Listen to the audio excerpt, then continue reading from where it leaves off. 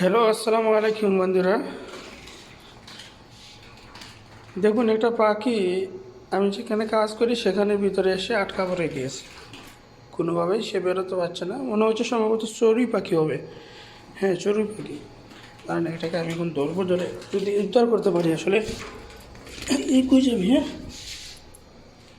ওই যে উপরে চলে গেছে।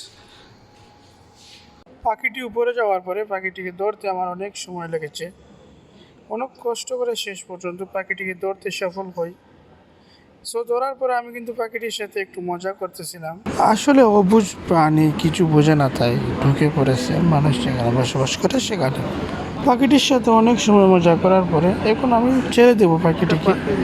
পাখিটার এখন আমি চাইরা দেবো। আল্লাহ রাস্তা